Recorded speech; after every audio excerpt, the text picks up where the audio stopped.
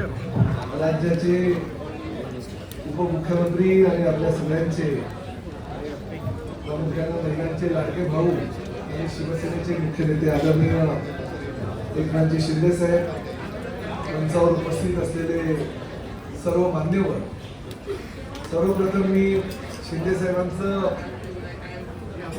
या जिल्ह्याचा संपर्क प्रमुख म्हणून आभार व्यक्त करतो की आपण निवडणुकीच्या तोंडावर एवढी सुरुवात करत असताना वेळ दिलेली आहे आणि संपर्क प्रमुख म्हणून काम करत असताना या पालघर जिल्ह्यामध्ये जे जे काही परिवहन सेवेच्या माध्यमातून करता येईल तेवढं काम आपण केलेलं आहे. त्याचबरोबर या पालघरला आरटीओ कार्यालयाची गरज होती, त्या आरटीओचं कार्यालय सुद्धा आपण दिलं आणि वसई विरार महापालिकेमध्ये साहेब जेव्हा जनता दरबार घेतला तेव्हा ते जनता दरबारातले जे काही प्रश्न होते ते ताबडतोब सोडवण्यासाठी प्रामाणिक प्रयत्न केले आणि त्यातील बहुतांश प्रश्न हे जागेवर सोडवले. त्याबद्दल वसई विरारच्या सगळ्या मी अधिकाऱ्यांचा सुद्धा मनापासून आभार व्यक्त करतो. अरे बाबा, जरा तुम्ही जर सगळेजण इकडे उभं राहिलं तर त्यांना दिसणार नाही, जरा सगळ्यांनी एका बाजूला हे एका बाजूला. परंतु साहेब तुम्हाला अभिमानानं सांगतो की महायुती सरकारच्या माध्यमातून जी जी काही विकास कामं या पालघर जिल्ह्यामध्ये आणि प्रामुख्याने वसई विरारमध्ये होत आहे, काम आपलं सरकार करतंय, योजना आपल्या सरकार राबवत आहे, मात्र नारळ दुसरेच कोणीतरी फोडतंय अशी परिस्थिती आहे वसई विरारमध्ये. गेल्या अनेक वर्षापासून बाळासाहेबांच्या विचारांना मानणारा, धर्मवीर आनंद दिघे साहेबांना मानणारा एक वर्ग या ठिकाणी आणि त्यानंतर त्यांची पोकळी तुमच्या माध्यमातून भरून निघालेली आणि तुम्ही जर तेवढं काम या जिल्ह्यासाठी केलं तर मला असं वाटत नाही की तुम्हीच केलं. साहेब, ज्या पद्धतीनं एमएमआरडीएचं 185 एमएलडी पाणी हे वसई विरारला मिळतंय आणि त्याचबरोबर 218 एमएलडी पाणी हे पुढल्या 6 महिन्यामध्ये मीरा भाईंदरला मिळणाऱ्या सूर्याचा जो प्रकल्प आहे तो प्रकल्प पूर्णतः तुम्ही मंत्री झाल्यानंतर तुमच्या कार्यकाळामध्ये तो चालू झाला आणि त्यामुळेच वसई विरारला आता पाणी मिळतं. आणि नारळ मात्र दुसरेच फोडतात, उद्घाटन मात्र दुसरेच फोडतात. आपले शिवसैनिक विचार करतोय की काम साहेबांनी केलं आणि नारळ दुसरेच फोडतात, म्हणजे हे कसं काय?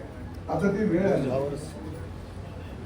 आता ही संधी आहे. 2 आमदार या ठिकाणी आपले शिवसेनेचे आमदार आपल्या सोबत आहेत आणि अतिशय चांगल्या पद्धतीचं काम सुद्धा त्यांच्या कार्यकाळामध्ये चालू आहे. जेव्हा गावित साहेब लोकसभेचे खासदार होते तेव्हा जवळ 1000 कोटीपेक्षा जास्त निधी त्यांनी केंद्राकडनं मंजूर करून आणला.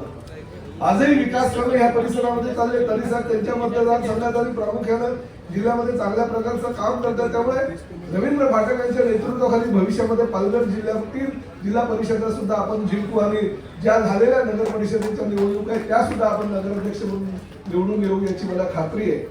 वसई विरारला आपल्याला मेट्रो द्यायची आहे. लोक विचार करतायत की एमएमआरडीचे मंत्री आहेत साहेब, नगर विकासचे मंत्री आहेत. तुम्ही ठाण्याला मेट्रो दिली, मुंबईला मेट्रो दिली, मीरा भाईंदरला मेट्रो दिली, कल्याणला मेट्रो दिली, परंतु वसई विरारला अजून नाही मेट्रो कशी आलेली आहे. तर निश्चितपणे पुढल्या 4 ते 5 महिन्याच्या कार्यकाळामध्ये मी वसई विरारच्या सुद्धा मेट्रोचं भूमिपूजन कराल याची मला खात्री आहे आणि तसा शब्द तुमच्या माध्यमातून या ठिकाणी वसई विरारच्या जनतेला द्या. या महायुतीच्या माध्यमातून 100% ही वेळ आलेली आहे. आज या महानगरपालिकेवर शिवसेनेचा भगवा, महायुतीचा भगवा फडकण्याची ही वेळ आलेली आहे. परंतु काम करत असताना आपला शिवसैनिक हा विचार करतोय, युतीची घोषणा झाली, महायुतीची घोषणा आपण मुंबईमध्ये केली आणि त्या पद्धतीने चर्चाही चालू आहे. रवींद्र भाटकांच्या नेतृत्वाखाली आपले दोघेही आमदार चर्चा करतात आणि चर्चा अतिशय सकारात्मक आहे. परंतु महायुती करत असताना दोन्ही पक्षांना जागा वाटप करत असताना सन्मान देणारी युती झाली पाहिजे असं सुद्धा आपल्या कार्यकर्त्यांचं मत आहे आणि लवकरच ही युतीची घोषणा सुद्धा आपल्या माध्यमातून होईल याची मला खात्री आहे. आणि वसई विरार महापालिकेवर परत एकदा आपल्या सगळ्यांच्या आशीर्वादानं शिवसेनेचा धनुष्यबाण हा ठिकठिकाणी हा पोहोचेल आणि महापालिकेवर आपल्या महायुतीचं सरकार येण्याची मला खात्री आहे, महापौर बसेल याची मला खात्री आहे. परत एकदा आपल्या सगळ्यांना मनापासून शुभेच्छा. जय हिंद, जय महाराष्ट्र.